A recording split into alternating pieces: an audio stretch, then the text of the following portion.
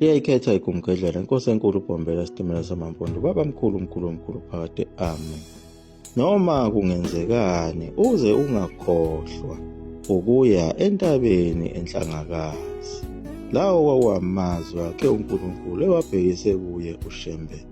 Kodwa kulesi sikhathi kwakunzima kakhulu njengoba kwakuthathwa lolu hambo uShembe eshonelwe wuye umzukulu wakhe osengcwatshwe. Ngakho phela ukushesha kuze kuphuthunywe lona uhambo olungcwele lukaNkulunkulu. Kodwa uShembe ngaleso sikhathi akaze aphinde akhulume, akaze asho lutho. Wayezithulele du ezidlela imihlathi yakhe. Ubuya yonke imicabango yabo bonke abantwana bakhe aba10 abasebeshonile bebulawa uNkulunkulu. Amathuna abo asele lena phela entabazwe, njengoba ikhaya lasala dengwane khona kuleli plazi ababehlala kulo ngaphansi kwazo izintaba zasentabazwe. Wasala konke ngisho nawo amageja ezinkabi nazo zonke izinto ayezithanda nemfuyo yakhe kwasala kanjalo. Kunamhlanje useshonelwe yithemba lakhe lokugcina umzukulu wakhe phela abethembele kuye ukuthi uzomkhandela isibongo andise inzalo yalo mndeni. Kodwa isishabalele aphelile amathemba akhe. Ilapho wabonakala khona uShembe ephuma emzini wasePhakameni waya kwenye yezindawo zakhe ayekade ezithengile lapho ayekade egadise khona yena uDladla lona phela owajova ngenkani. Wagcina exoshiwe lapha kwabulawa nawo umjondolo wakhe ayesewukhandile namasimu akhe ayesewatshalile. uShembe waqonda ngqo kuyo leyo ndawo yakhe wafike wangena ehlathini elikhulu elalikuyo leyo ndawo yakhe eyiplazi ayeyithengile. Wangena wathi jwa phakathi ehlathini wazihlalela khona. Akakhulumi namuntu, akadli lutho, akaphuzi manzi. Kwakulokhu kuqhamuka umfana emlethela wona amanzi wokuthi ahlambe.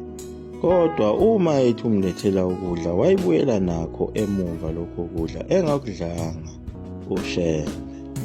Onke amaNazaretha ayithukile ukuthi ngabe kwenzakalani ngaye uShembe njengoba engasakhulumi namuntu. Kodwa khona emzini wasePhakameni babengamazi ukuthi ushone ngaphi. Kanti abanye ababehlala khona emzini waseNtanda babembonile ukuthi ungene lapha phakathi ehlathini. Wahlala lapha ehlathini kwaze kwaphela izinsuku ezingu10. Waze wabuye waphuma kulo leli hlathi ayehlala kulo ubusuku nemini. Uthena uma esebuyele khona emzini wasePhakameni abantu bambuza ukuthi, "Baba, ubuhlaleleni wedwa ehlathini na?" Ilapho abesebaphendula khona wathi, "Bantabami, ngilinde indaba enkulu kaNkulunkulu. Bengiyobuza ukuthi njengoba sengihamba emhlabeni, emuva kwami ubuNazaretha buyosala bube njani? Ingaba buyoncipha noma buyokwanda?" Kepha uNkulunkulu ungiphendulile wathi, "Cha, angeke ubuNazaretha busaphela futhi angeke buze bunciphe. Kunalokho buyokwanda kakhulu, buqhubekele phambili." Bantabami, ngithokoze kakhulu ukuthola impendulo enjalo. Phela okwakumthokozisa kakhulu uShembe, uNkulunkulu wayemtshelile ukuthi abantwana bakho amaNazaretha.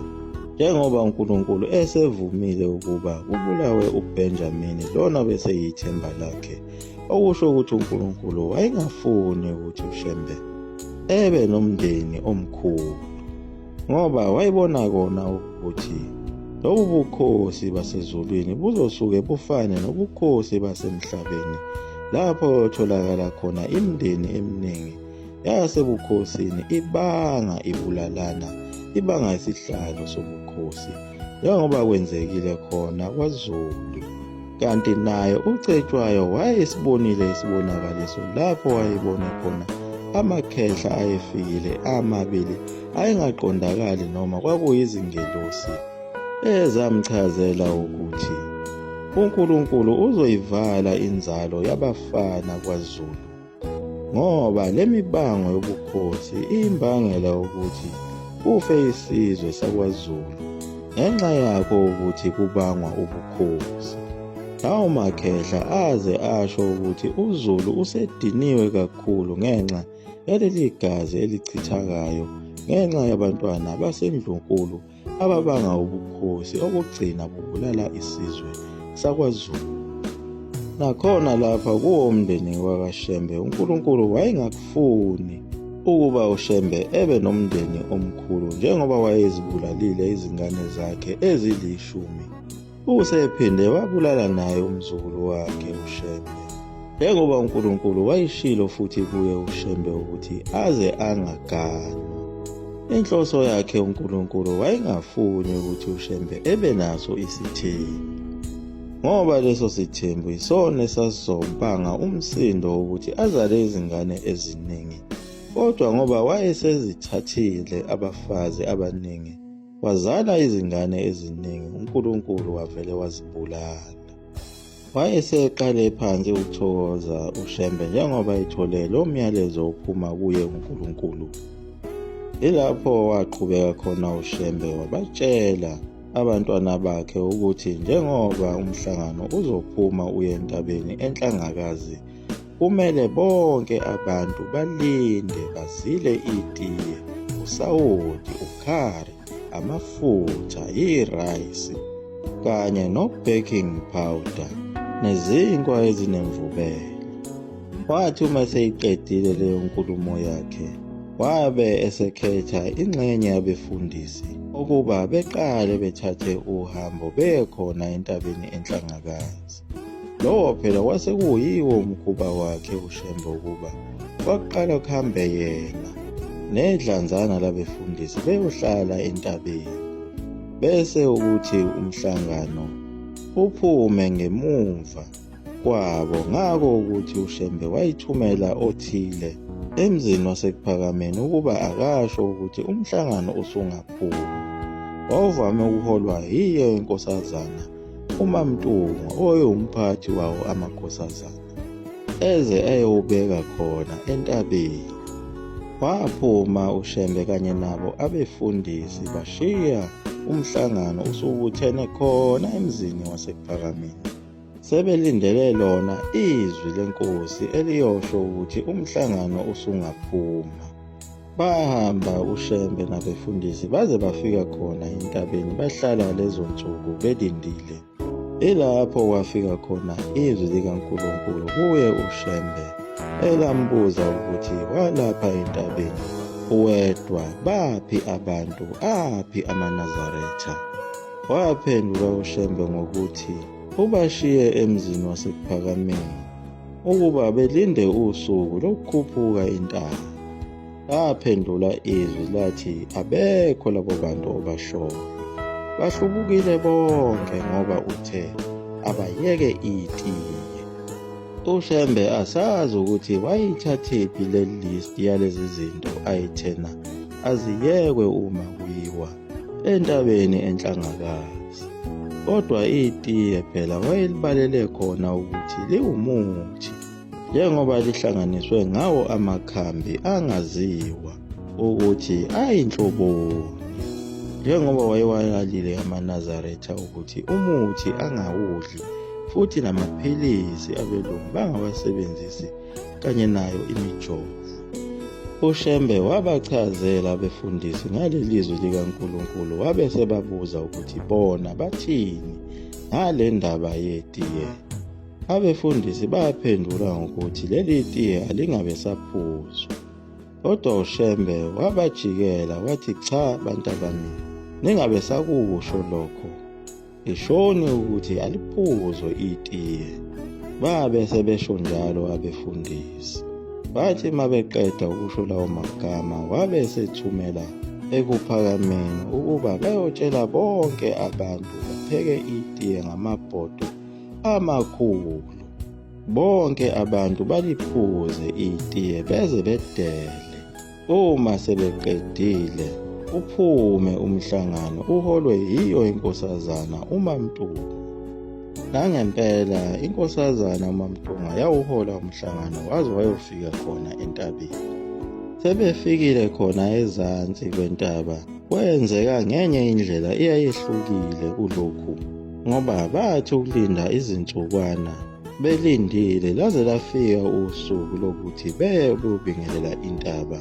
Lakhuphuka ibandla njengokujwayelekile lafike lama ethempelini eliphakathi nentaba lilinde uShembe ukuba azothandaza. Bese kuyaqhutshekwa kunyukwe intaba. Kodwa kulokhu kwenzeka okwehlukile ngoba uShembe wathi uma efika akangathandaza, wavele wafika wadlula. Wakhuphuka waya esicongweni sentaba. Labona ibandla ukuthi namhlanje ligaya ngomunye umhlathi labe seliyamlandela. Uthe uma esefika phezulu esicongweni sayo intaba waguqa isikhathi eside engaphimiseli mazwi.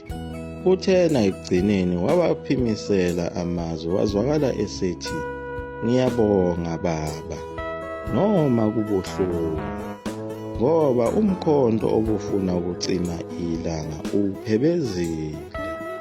Ababelalele babona ukuthi lawo mazwi ayiqonde khona ukuthi ukushona kaBenjamini ababulali bakhe babecabanga ukuthi uyena uzohlala esihlalweni, kodwa bageja. Lowo phoyizini abawudlisa uBenjamini kwakuyiwona owafaniswa nomkhonto owawuzocisha lona ilanga lama-Afrika, leli eliwubuNazaretha, obabuzophathwa yiso yesiqhwaga bese buyaphela nya. Waqeda uShembe ukuthandaza abese yakhuphuka nawo amakholwa ayobingelela intaba njengokujwayelekile. Kodwa wayebonakala uShembe ukuthi usadumele kakhulu, akathokozile ngento eyenzeke ekuphakameni ngokushona komzukulu wakhe uBenjamini. Liyagoqa lapho ikhumkelela mzukulu wamafutha omkhovu uDwinto Mneso phakade awe.